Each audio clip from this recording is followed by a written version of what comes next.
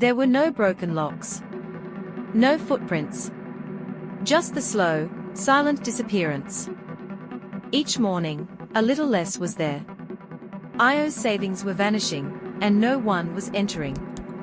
At least, no one she could see. Io had always believed in saving what she earned, quietly, carefully, and in her own way. Every small bill she folded and tucked away in the corner of her wooden closet felt like a whisper of dignity, a silent promise to herself. One day, this will help me rise. Io didn't trust banks. Not because she was ignorant, but because the system never trusted her back. So she saved her money at home, in the quiet corner of her room, behind old clothes and family papers. It was her safe place. Her secret hope. But that hope turned to horror. One evening, after months of disciplined saving, Io opened her closet to count her money. What she saw made her hands tremble: torn notes, shredded edges, piles of dust and droppings. The money had been eaten by mice. Io sat down on the floor in disbelief, holding what was left of her dreams between her fingers. The room felt colder than usual. Empty. Violated. Then Io remembered the whispers, the rumors that had drifted through the walls of her neighborhood. Stories about her closest neighbor, Abel. They said Abel had dark energy. That strange things happened around him. At the time, she brushed it off. But now, trying to be smarter, Io took what remained of her savings and slid them under her pillow that night. This time, I'll protect you, she whispered to the crumpled bills. But by morning, her scream pierced the silence.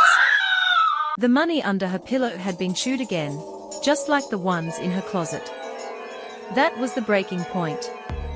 Not just because Io lost her savings, but because she felt powerless. Alone. Cursed.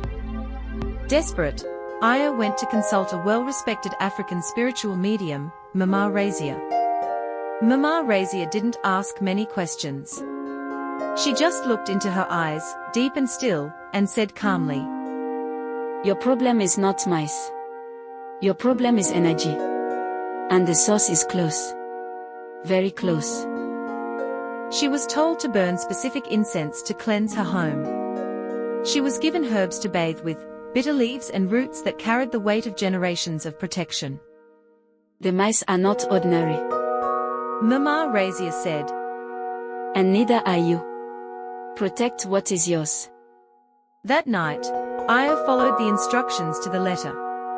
Io bathed in silence, steam rising around her like spirit smoke. She burned the incense while calling her worthy ancestors, she was taught, letting the scent fill every corner of her small room. And then, Io slept, not peacefully, but purposefully. The next morning, Io's eyes opened slowly. Her hand reached under the pillow. The money was untouched. She rushed to the closet, untouched. Tears came fast. Not just from relief, but from power. She had reclaimed her space. Her dignity. Her spirit. From that day on, the mice never returned. Her money grew.